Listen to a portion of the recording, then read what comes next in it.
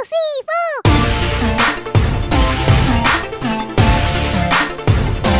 Hello students, welcome to the channel. तो आज हम करेंगे class 10th chapter 1 new NCERT book का next topic which is types of chemical reactions.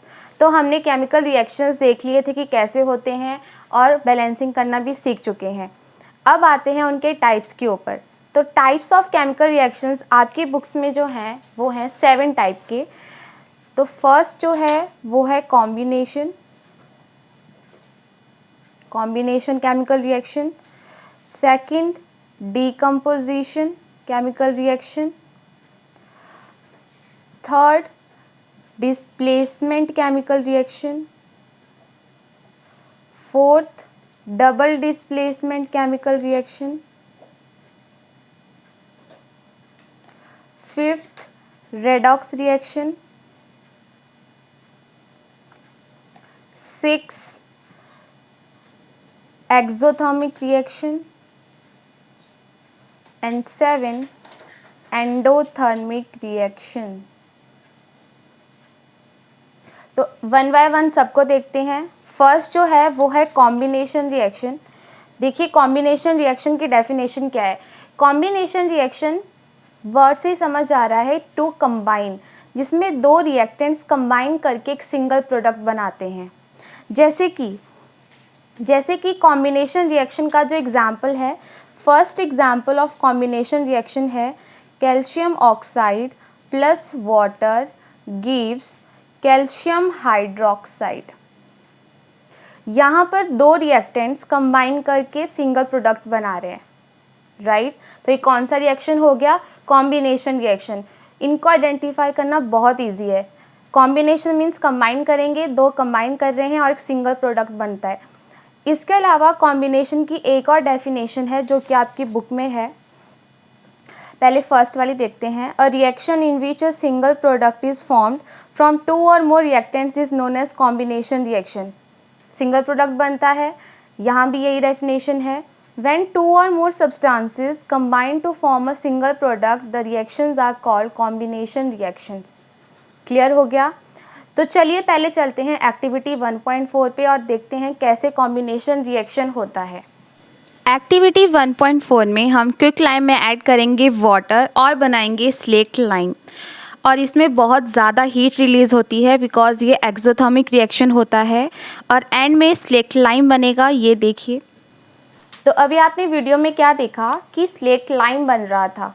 अच्छा, calcium oxide को हम क्विक लाइम बोलते हैं। फिर से एक बार रिएक्शन पे चलते हैं। रिएक्शन क्या था? कैल्शियम ऑक्साइड, जिसको हम बोलते हैं क्विक लाइम।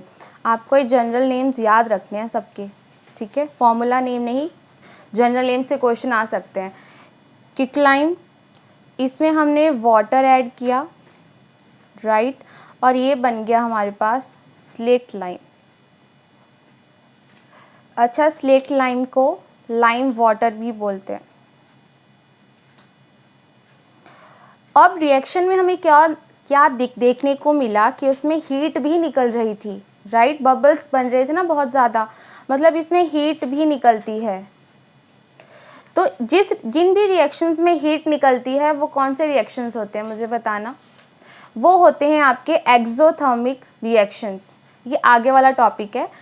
अभी के लिए कॉम्बिनेशन को याद रखो। जब भी दो सब्सटेंस कंबाइन करेंगे तो एक सिंगल प्रोडक्ट बनेगा और हीट भी निकल सकती है, ठीक है।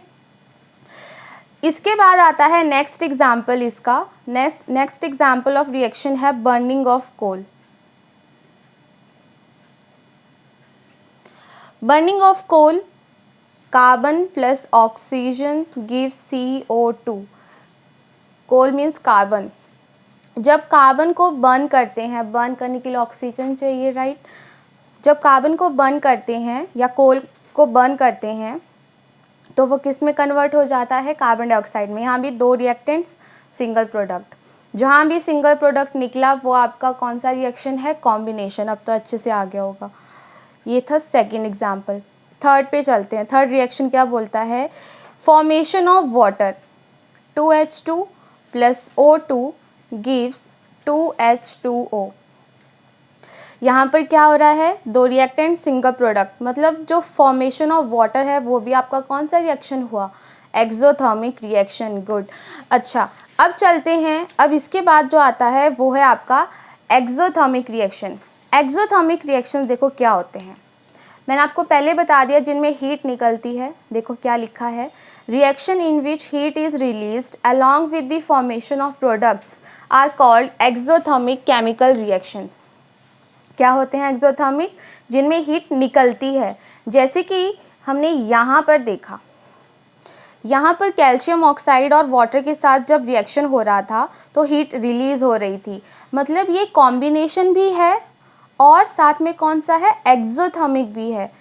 तो ये आपका एक्सोथर्मिक रिएक्शन हो गया। जहाँ भी हीट रिलीज होती है, चाहे वो कैसा भी रिएक्शन, अगर हीट निकल रही है तो वो आपका कौन सा हो गया, एक्सोथर्मिक रिएक्शन।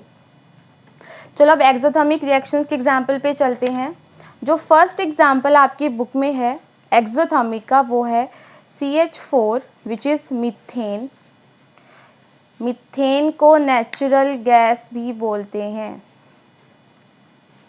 नेचुरल गैस को जब बर्न करते हैं तो ये कन्वर्ट हो जाता है कार्बन डाइऑक्साइड और वाटर, और बिकॉज ये एक्सोथर्मिक है तो ये यहाँ पर हीट भी रिलीज होगी। ठीक है, सो ये वाला जो रिएक्शन है बर्निंग ऑफ नेचुरल गैस। अच्छा, 2 चीज़ें हैं, एक है बर्निंग ऑफ नेचुरल गैस और एक है बर्निंग ऑफ कोल। कंफ्यूज नहीं होना है, बर्निंग ऑफ कोल सिर्फ कॉम्बिनेशन रिएक्शन है, जबकि बर्निंग ऑफ नेचुरल गैस आपका एक्सोथर्मिक रिएक्शन है। ये कॉम्बिनेशन नहीं है। क्यों नहीं है कॉम्बिनेशन, क्योंकि इसमें सिंगल प्रोडक्ट नहीं बन रहा, इसमें 2 प्रोडक्ट्स निकल रहे हैं। Right, okay. अब चलते हैं सेकंड एग्जाम्पल के ऊपर। सेकंड में इन्होंने रेस्पिरेशन का एग्जाम्पल दिया है। वैसे इन्होंने पूछ के करा है, do you know that respiration is an exothermic process. तो रेस्पिरेशन एक्सोथर्मिक कैसे है, देखो हम खाना क्यों खाते हैं, ताकि हमें एनर्जी मिले। एनर्जी कहाँ मिलती है, कैसे मिलती है, ग्लूकोज के ब्रेकडाउन से एनर्जी मिलती है। और रेस्पिरेशन में ऑक्सीजन एंटर करती है हमारी बॉडी में जब हम ब्रीथ करते हैं। तो रिएक्शन देखो यहाँ पर इन्होंने लिखा हुआ है, बहुत क्लियर है, मैं आपको लिख के बता देती हूँ। रिएक्शन है C6H12O6 plus 6O2 gives 6CO2 plus 6 water plus energy। देखो यहाँ पर क्या हो रहा है, रेस्पिरेशन में क्या होता है, रेस्पिरेशन में glucose, this is glucose, glucose oxygen के साथ रिएक्ट करता है या ऑक्सीजन ग्लूकोज के साथ रिएक्शन करती है और उसको ऑक्सीडाइज्ड करती है और वो कन्वर्ट हो जाता है कार्बन डाइऑक्साइड, वाटर, और हमें क्या मिला, सबसे मेन प्रोडक्ट एनर्जी। इसलिए खाना खाने से एनर्जी मिलती है, बिकॉज ग्लूकोज के ब्रेकडाउन से एनर्जी मिल रही है। राइट, तो ये बिकॉज इसमें एनर्जी हीट की फॉर्म में रिलीज होती है, तो ये कौन सा रिएक्शन हुआ, ये हुआ आपका एक्सोथर्मिक रिएक्शन। और इसमें थर्ड एक और आता है, थर्ड है the decomposition of vegetable matter into compost. इसको याद रखिएगा, ये बहुत इंपॉर्टेंट है, ये भी एक आपका एक्सोथर्मिक रिएक्शन है। अच्छा, जहाँ पर बहुत ज़्यादा कूड़ा करकट होता है वहाँ पर अलग सी ही हीट होती है, तो वही इन्होंने एग्जाम्पल दिया है, क्योंकि वहाँ पर भी डिकम्पोजिशन ही हो रहा है। तो डिकम्पोजिशन किसका हो रहा है, मैटर का, जो वेजिटेबल मैटर है, तो वहाँ पर हीट रिलीज़ हो रही है। हीट रिलीज़ होते ही कौन सा रिएक्शन हो जाता है, एक्सोथर्मिक रिएक्शन। यस, अब चलते हैं नेक्स्ट पे। नेक्स्ट है आपका डीकम्पोजिशन रिएक्शन। डीकम्पोजिशन रिएक्शन क्या होता है, डीकम्पोज का मतलब क्या है, डीकम्पोज होता है टूटना, मतलब अब एक सिंगल प्रोडक्ट टूटेगा। पीछे क्या हो रहा था, सिंगल प्रोडक्ट बन रहा था, डीकम्पोज मीन्स सिंगल प्रोडक्ट टूटेगा। देखिए एक्टिविटी 1.5 में देखते हैं क्या होता है। एक्टिविटी 1.5 में हम ग्रीन कलर का फेरस सल्फेट लेंगे FeSO4.7H2O।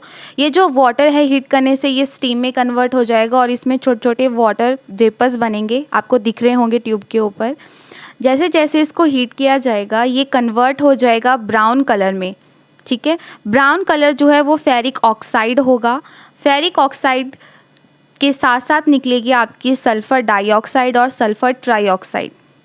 आप ध्यान से देखिए, इसमें गैसेस जो हैं वो कलरलेस हैं, वो गैसेस दिखेंगी नहीं, लेकिन फेरिक ऑक्साइड दिख जाएगा ब्राउन कलर का। डिकम्पोजिशन रिएक्शन अभी हमने देखा, हमने क्या देखा कि हमने सिंगल फेरस सल्फेट क्रिस्टल लिया, उसको बस हीट किया और वो किस में कन्वर्ट हो गया, वो कन्वर्ट हो गया फेरिक ऑक्साइड, सल्फ़र डाइऑक्साइड और सल्फ़र ट्राइऑक्साइड में। ये देखिए यहाँ पर रिएक्शन लिखा है, मैं आपको लिख के बता देती हूँ। जो हमने अभी एक्टिविटी 1.5 देखी उसमें क्या हुआ, फेरस सल्फेट को जब हीट किया तो वो कन्वर्ट हो गया Fe2O3 plus SO2 plus SO3। ये दोनों हैं गैसेस और ये है सॉलिड फॉर्म। जो फेरस सल्फेट है वो ग्रीन कलर का होता है और जो फेरिक ऑक्साइड बना वो होता है रेडिश ब्राउन, रेडिश ब्राउन, और ये दो गैसेस रिलीज होती हैं, ठीक है, कलरलेस गैसेस होती हैं। तो यहाँ पर हमने क्या देखा कि यहाँ पर चेंज इन कलर भी हो रहा है, राइट। ग्रीन से रेडिश ब्राउन हो गया, तो चेंज इन कलर भी एक केमिकल रिएक्शन होता है, हमने टाइप पढ़ा था कैरेक्टरिस्टिक्स में।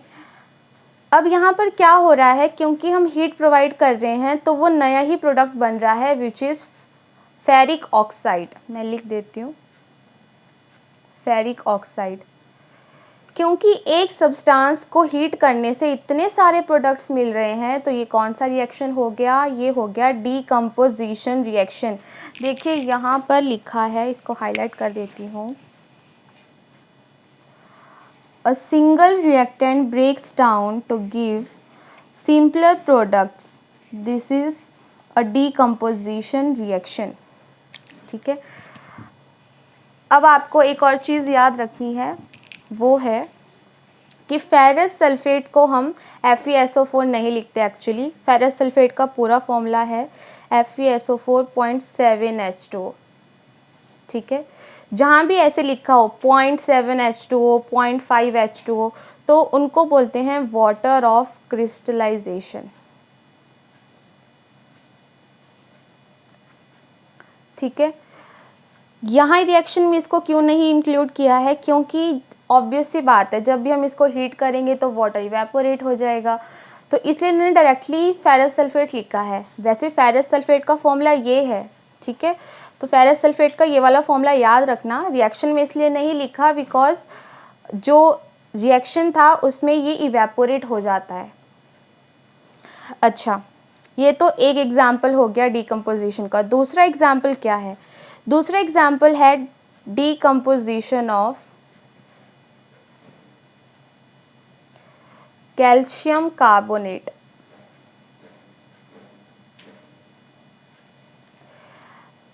कैल्शियम कार्बोनेट होता है CaCO3। जब इसको हीट करते हैं तो ये कन्वर्ट हो जाता है CaO प्लस CO2 में।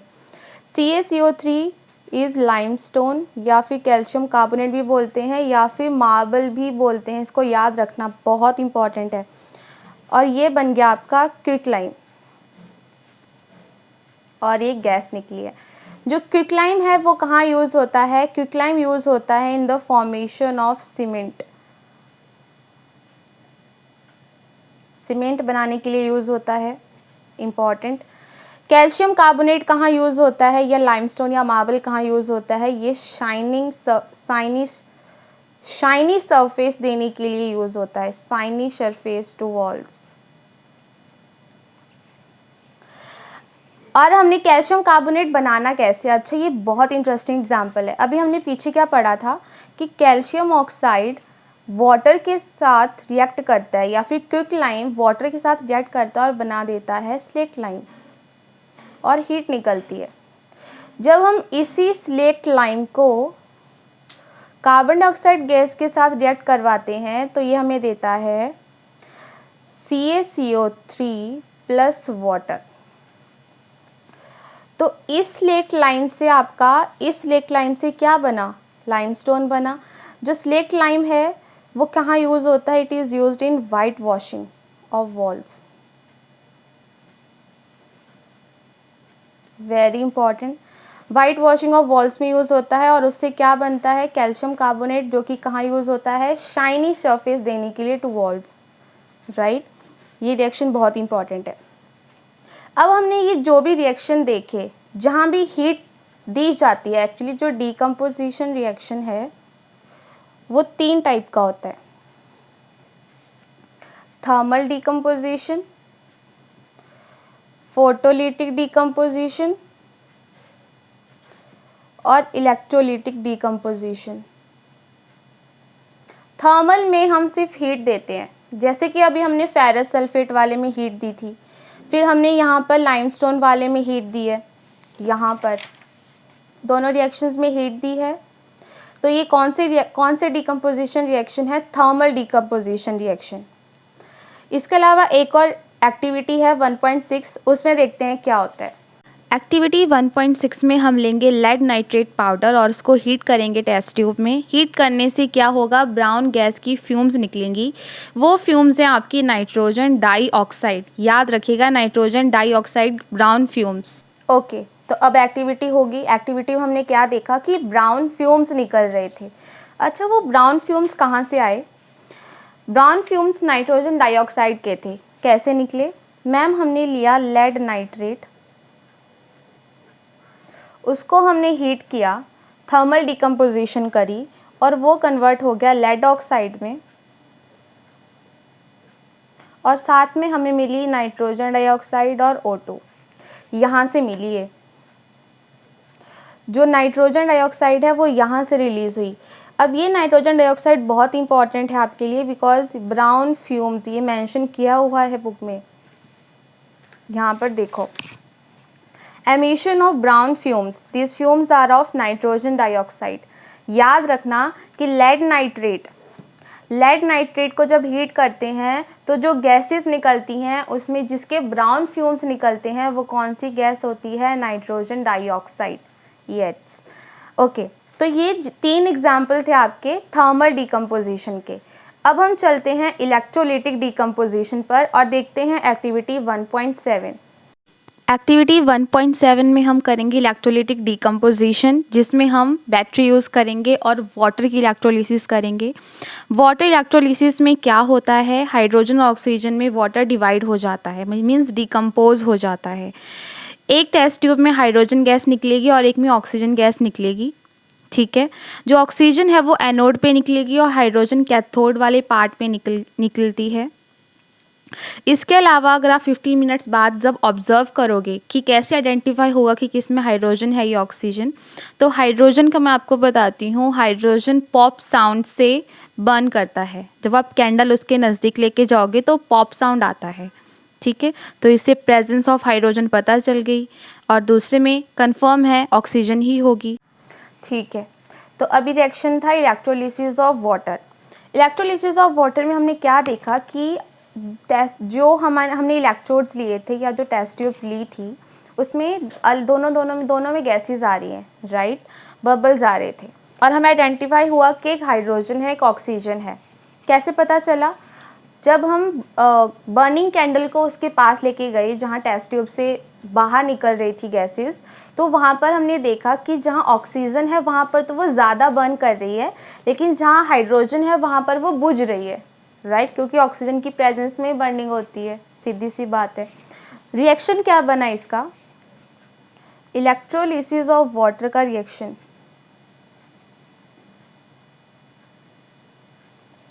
रिजल्ट मिला कि 2H2O को जब हमने इलेक्ट्रिक करंट पास किया, देखो यहाँ पर इलेक्ट्रिक करंट लिख रही हूँ, पहले हीट लगा रही थी, अब मैं इलेक्ट्रिक करंट लिख रही हूँ, तो ये कौन सी डिकम्पोजिशन हुई, इलेक्ट्रोलिटिक डिकम्पोजिशन। मैं लिख देती हूँ, इलेक्ट्रोलिटिक डिकम्पोजिशन। ये आइडेंटिफाई याद रखना, ये ऐसे रखना याद, 2H2O इलेक्ट्रिक करंट, और ये कन्वर्ट हो गया आपका 2H2 प्लस O2 में। ये था आपका इलेक्ट्रोलिसिस ऑफ वाटर का केमिकल रिएक्शन। अब करते हैं एक्टिविटी 1.8। एक्टिविटी 1.8 में हम लेंगे सिल्वर क्लोराइड वॉच ग्लास में या फिर चाइना डिश में और उसको सनलाइट की प्रेजेंस में रखेंगे और ये है आपकी फोटोलिटिक डिकम्पोजिशन। और एज अ रिज़ल्ट आपको क्या मिलेगा, सनलाइट की प्रेजेंस में सिल्वर क्लोराइड डिकम्पोज हो जाता है सिल्वर और क्लोरीन गैस में। और ये जो आपको सॉलिड फॉर्म्स दिख रही है ये सिर्फ सिल्वर है, सिल्वर क्लोराइड नहीं है और क्लोरीन गैस इवॉल्व हो चुकी है। ठीक है, तो अभी हमने क्या देखा कि हमने सनलाइट की प्रेजेंस में सिल्वर क्लोराइड को रखा और उसकी डिकम्पोजिशन हो गई। ये कैसे हुआ? देखो, थर्ड डिकम्पोजिशन रिएक्शन जो था वो था, कौन सा था? Photolytic decomposition. फोटोलिटिक में हम फोटो मतलब लाइट को यूज़ करते हैं, सनलाइट को यूज़ करते हैं। तो रिएक्शन कैसे हुआ? सिल्वर क्लोराइड को जब सनलाइट की प्रेजेंस में रखा तो वो कन्वर्ट हो गया सिल्वर प्लस क्लोरीन गैस में। ठीक है, यहाँ पर कलर याद रखना, सिल्वर क्लोराइड वाइट कलर का होता है और वो किस में कन्वर्ट हो गया? ग्रे कलर में। तो यहाँ पर चेंज इन कलर हो रहा है, तो ये क्लियर है यहाँ से कि ये केमिकल रिएक्शन हो रहा है, राइट। अच्छा, इसके अलावा सेम ऐसे ही एक और रिएक्शन है। देखो यहाँ पर रिजल्ट लिखा था सिल्वर क्लोराइड सनलाइट की प्रेजेंस में कन्वर्ट हो जाता है सिल्वर और क्लोरीन में, because single reactant two products में टूट रहा है। तो ये कौन सा रिएक्शन हो गया? Decomposition reaction. अच्छा, ये है, यहाँ पर देखिए क्या बोल रही है कि अब अगर हम सिल्वर ब्रोमाइड को रखें तो क्या होगा? जब सिल्वर ब्रोमाइड को सनलाइट में रखेंगे तो वो भी डिकम्पोज होगा सिल्वर और ब्रोमीन गैस में। देखो रिएक्शन ऐसे होगा, सिल्वर ब्रोमाइड जो कि सॉलिड है, अगर हम उसको सनलाइट में रखें तो वो भी डिकम्पोज हो जाएगा, ब्रोमीन गैस निकलेगी। ठीक है, अच्छा, अब कलर याद रखना, सिल्वर ब्रोमाइड होता है येलो कलर का और सनलाइट की प्रेजेंस में जब रखेंगे तो सिल्वर कौन से कलर का बन रहा था? ग्रे कलर का। अच्छा, इसका कलर ऐसे, जब सिल्वर बोलिए कि सिल्वर निकल रहा है तो उसका कलर ग्रे ही होगा।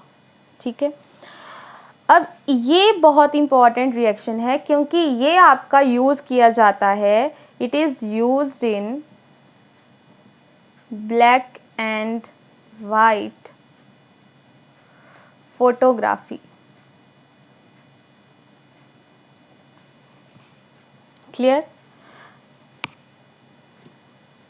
ठीक है, तो ये आपके डिकम्पोजिशन रिएक्शन के तीनों टाइप्स हो गए और हमने सारे रिएक्शंस कर लिए इसके। अब चलते हैं क्वेश्चंस पे, जो कि 2 ही क्वेश्चंस हैं, तो चलो करते हैं। फर्स्ट क्वेश्चन है, a solution of a substance X is used for white washing. First, name the substance X and write its formula. तो यहाँ पर क्या बोला है कि ऐसा कौन सा सब्सटेंस है जिसका सल्यूशन हम यूज़ करते हैं फॉर वाइट वॉशिंग। तो जिसने अच्छे से वीडियो देखी उसको तो याद आ गया होगा। तो यहाँ पर आंसर लिखा है, the substance x is calcium oxide, it's chemical formula is calcium oxide CaO। देखो क्या है, इन्होंने सोल्यूशन बोला है, इन्होंने ये नहीं बोला है कि कौन सा सब्सटेंस वाइट वॉशिंग में यूज़ होता है। अगर बोलते कि कौन सा सब्सटेंस यूज़ होता है तब तो हम कर देते इसका calcium hydroxide which is slate lime और लाइम वाटर। लेकिन यहाँ पर सोल्यूशन बोला है तो सोल्यूशन हमने किसका लिया था? कैल्शियम ऑक्साइड का लिया था ना। नेक्स्ट क्वेश्चन क्या है, right the reaction of the substance x named in, मतलब जो अभी हमने एक्स फाइंड आउट किया उसका रिएक्शन बताना है विद वाटर। तो ये वही जनरल रिएक्शन है, CaO plus H2O gives CaOH2 which is slate lime. Clear? तो ये है वो स्लेट लाइम जो कि कहाँ यूज़ होता था, it is used for white washing. Easy, साथ में लर्न हो जाएगा। आई थिंक हो गया है। ओके, अब करते हैं इसका सेकंड क्वेश्चन। सेकंड क्वेश्चन क्या बोलता है, Why is the amount of gas collected in one of the test tube in activity 1.7 double of the amount collected in the other? Name this gas. अच्छा, 1.7 activity क्या थी, चलिए देखते हैं। ये है एक्टिविटी 1.7 में हमने इलेक्ट्रोलिसिस ऑफ वाटर किया था और दोनों टेस्ट ट्यूब में अलग अलग गैस आई थी, बिकॉज वाटर किसका बना होता है, H2 और O2 का, हाइड्रोजन और ऑक्सीजन। देखो मैं आपको लिख के बता देती हूँ, H2 प्लस O2 से ही तो वाटर बनता है। तो जब वाटर की इलेक्ट्रोलिसिस करेंगे तो किस में डिवाइड टूटेगा, वो हाइड्रोजन और ऑक्सीजन गैस में टूटेगा। तो एक टेस्ट ट्यूब में हाइड्रोजन गैस है और एक टेस्ट ट्यूब में ऑक्सीजन गैस है। अब क्योंकि वाटर का फॉर्मूला ही H2O है, मतलब अगर ऑक्सीजन का अगर हम एक मास ले रहे हैं तो हाइड्रोजन का उसका डबल लेना पड़ेगा, हाइड्रोजन 2 डबल लगाने पड़ेंगे। तो क्वेश्चन क्या बोल रहा है, Why is the amount of gas collected in one of the test tube double of the amount collected in the other? मतलब एक गैस जो निकली उसका जो अमाउंट है वो दूसरे से डबल क्यों है, और उस गैस का नाम बताओ। देखो अब रीड करो, during electrolysis of water hydrogen and oxygen is get separated by the electricity. Clear, water contains 2 parts hydrogen and 1 part oxygen, यही बताया। वाटर के फॉर्मूले में देखो ना, 2 हाइड्रोजन है और 1 ऑक्सीजन है, मतलब 2 parts of hydrogen and 1 part of oxygen. Since hydrogen gas to 1 test tube and oxygen goes to another, the amount of gas collected in one of the test tubes is double of the amount collected in the other. क्योंकि दोनों अलग अलग जा रही हैं और hydrogen का जो है मास डबल लेना है या अमाउंट डबल होनी चाहिए, तो इसीलिए यही रीज़न है that the amount of gas collected in one of the test tube वो कैसी है, डबल है दूसरे से। क्लियर हो गया? एक बार रीड आउट करना अच्छे से और वीडियो को बैक स्किप करना, तो तुम्हें सारा कॉन्सेप्ट फिर से क्लियर हो जाएगा। अब करते हैं हम next, which is displacement reaction. तो चलिए करते हैं एक्टिविटी 1.9। एक्टिविटी 1.9 में हम करेंगे डिस्प्लेसमेंट रिएक्शन, जिसमें हम आयरन को कॉपर सल्फेट सॉल्यूशन में डालेंगे। Copper sulphate solution blue colour का है, लेकिन 3 मिनट के बाद ये कुछ फेड अवे कलर हो जाता है, कलर चेंज हो रहा है। और ये कलर क्यों चेंज हो रहा है, बिकॉज आयरन सल्फेट बन रहा है, क्योंकि आयरन ज़्यादा रिएक्टिव है कॉपर से, और आयरन सल्फेट ब्राउन कलर का होता है। देखिए, तो अभी हमने एक्टिविटी में क्या देखा कि जब हमने कॉपर सल्फेट सॉल्यूशन लिया जो कि ब्लू कलर का था, कौन से कलर का था, ब्लू कलर, और जब हमने उसमें आयरन नेल डाली तो वो कौन से कलर का हो गया, ब्राउन कलर का। ब्राउन कलर का कौन सा सॉल्यूशन बना, ये आयरन सल्फेट, और ये क्या था, कॉपर सल्फेट।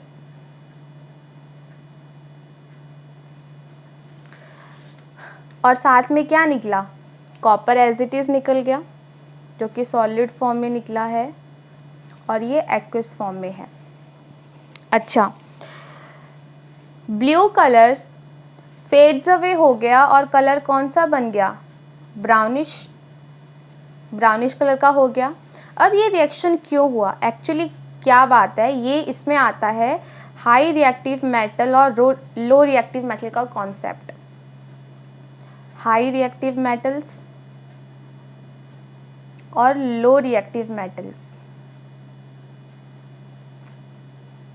अब मैम ये क्या चीज़ है, ये आपको मेटल और नॉन मेटल वाले में क्लियर हो जाएगी जब वो चैप्टर आएगा।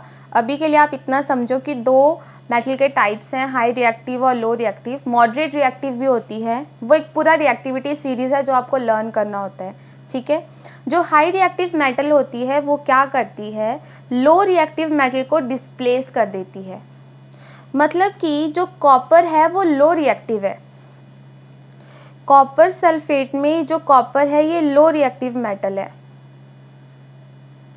और आयरन हाई रिएक्टिव है, मतलब कॉपर से ज़्यादा रिएक्टिव है। तो आयरन ने क्या कर दिया, कॉपर की पोजीशन ले ली, डिस्प्लेस कर दिया उसको और खुद उसके साथ जुड़ गया सल्फेट के साथ। तो बिकॉज यहाँ पर डिस्प्लेस हो रहा है, पोजीशन चेंज हो रही है, लो रिएक्टिव मेटल से हाई रिएक्टिव मेटल आ रही है, तो ये कौन सा रिएक्शन हो गया, डिस्प्लेसमेंट रिएक्शन। ऐसे ही और भी एग्जांपल्स हैं जिसमें लो रिएक्टिव को हाई रिएक्टिव कन्वर्ट चेंज करती है, डिस्प्लेस करती है। देखिए यहाँ पर लिखा है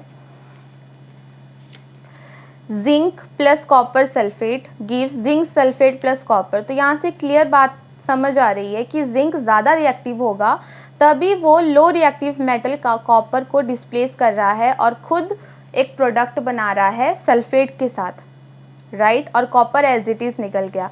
सेम विथ लेड, पीबी जब कॉपर क्लोराइड के साथ रिएक्ट कर रहा है तो उसको डिस्प्लेस कर रहा है और बन गया लेड क्लोराइड और कॉपर एज इट इज़ बाहर निकल गया। यहाँ पर देखो लिखा है zinc and lead are more reactive elements than copper, क्योंकि वो ज़्यादा रिएक्टिव हैं, हाई रिएक्टिव हैं, तो वो कॉपर को क्या करेंगे, डिस्प्लेस करेंगे। They displace copper from its compounds. Same iron वाले में भी हुआ था, देखो यहाँ पर लिखा है आयरन हैज़ डिस्प्लेस्ड और removed another element copper from copper sulphate solution. Iron ने डिस्प्लेस कर दिया कॉपर को, this reaction is known as displacement reaction. Clear. अब करते हैं डबल डिस्प्लेसमेंट रिएक्शन। एक्टिविटी 1.0 देखते हैं क्या होता है। एक्टिविटी 1.10 में हम लेंगे बेरियम क्लोराइड और उसमें हम ऐड करेंगे sodium sulphate. Sodium sulphate add करने के बाद ये वाइट प्रेसिपिटेट जो आपको दिख रहे हैं ये है बेरियम सल्फेट के, और साथ में जो एक्वस सॉल्यूशन नीचे है वो है आपका सोडियम क्लोराइड। एक्टिविटी 1.10 में हमने क्या देखा कि इनसॉल्युबल सब्सटेंस मिल रहा था वाइट कलर का। ये इनसॉल्युबल सब्सटेंस क्या है, इनसॉल्युबल सब्सटेंस को बोलते हैं प्रेसिपिटेट, ठीक है। और जिन भी रिएक्शंस में प्रेसिपिटेट बनता है वो होते हैं प्रेसिपिटेशन रिएक्शन। हमने क्या रिएक्शन किया, हमने किया कि Na2SO4 which is sodium sulphate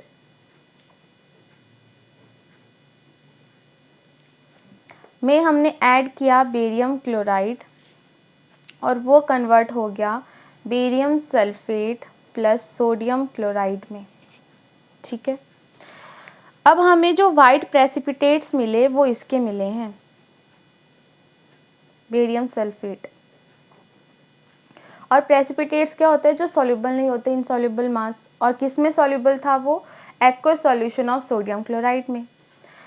क्योंकि यहाँ पर दो एक दूसरे को डिस्प्लेस कर रहे हैं, देखो यहाँ पर देखो ध्यान से, सोडियम क्लोरीन के साथ जुड़ गया और बना दिया सोडियम क्लोराइड, और बेरियम सल्फेट के साथ जुड़ गया और बना दिया बेरियम सल्फेट, ठीक है। क्योंकि दो चीज़ें डिस्प्लेस हो रही हैं तो ये कौन सा रिएक्शन हो गया, डबल डिस्प्लेसमेंट रिएक्शन। और बिकॉज इसमें प्रेसिपिटेट बन रहे हैं तो और कौन सा रिएक्शन है, प्रेसिपिटेशन रिएक्शन। अब मैम क्या यहाँ भी high reactive metal low reactive metal वाला सीन है, नहीं, यहाँ पर वो नहीं है, यहाँ पर आयंस का एक्सचेंज हो रहा है, ये इम्पॉर्टेंट है, एक्सचेंज ऑफ आयंस हो रहा है। अब आयंस क्या होते हैं, आयंस होते हैं दो, कैटायंस और एनायंस। जब भी हम ऐसे कोई फॉर्मूला लिखते हैं ना, इसमें जो फर्स्ट पार्ट है ये पॉजिटिव होता है और सेकंड पार्ट नेगेटिव होता है, ठीक है। एक कैटायन होता है, एक एनायन होता है। मतलब Na वाला जो है यहाँ पर Na पॉजिटिव है और SO4 है, SO4 2 नेगेटिव, और बेरियम है Ba2 पॉजिटिव और क्लोरीन है Cl2 नेगेटिव।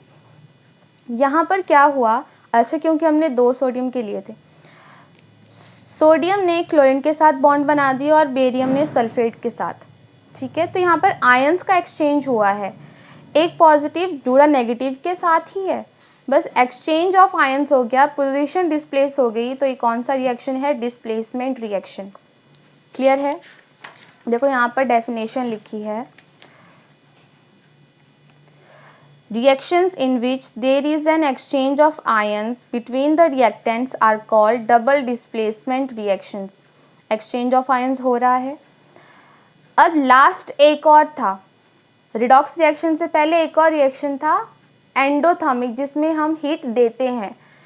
कोई याद करना ज़रा, जितने भी हमने रिएक्शंस पढ़े उनमें से कौन सा रिएक्शन एंडोथर्मिक है जिसमें हम हीट देते हैं?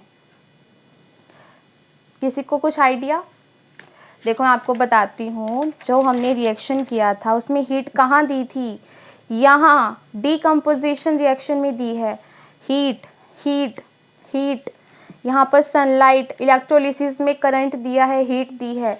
तो जहाँ भी हीट देते हैं वो कौन सा रिएक्शन होता है? Endothermic reactions. मतलब कि डीकम्पोजिशन रिएक्शन के जितने भी एग्जाम्पल हैं वो आप एंडोथर्मिक रिएक्शन में ले सकते हो। यहाँ पर लिखा है reactions in which energy is absorbed या फिर हीट दी जाती है are known as endothermic reactions. Clear है? इसके बाद करते हैं ऑक्सीडेशन एंड रिडक्शन। तो अब करते हैं एक्टिविटी 1.11 और देखते हैं क्या रिजल्ट आता है। एक्टिविटी 1.11 में हम लेंगे कॉपर पाउडर जो कि ब्राउन कलर का है और हीट करने के बाद वो बन जाता है copper oxide which is black in colour. तो अभी हमने क्या देखा कि जब हमने कॉपर पाउडर को हीट किया तो वो कौन से कलर का हो गया? ब्लैक कलर का हो गया, राइट? कैसे? देखो, जब हमने कॉपर को हीट किया या फिर बर्न किया ऑक्सीजन की प्रेजेंस में, तो वो कन्वर्ट हो गया आपका कॉपर ऑक्साइड में। ये जो कॉपर ऑक्साइड है ना, ये ब्लैक कलर का होता है, जबकि कॉपर कौन से कलर का था? वो था ब्राउन कलर का। यहाँ भी चेंज इन कलर हो रहा है, मतलब ये केमिकल रिएक्शन है।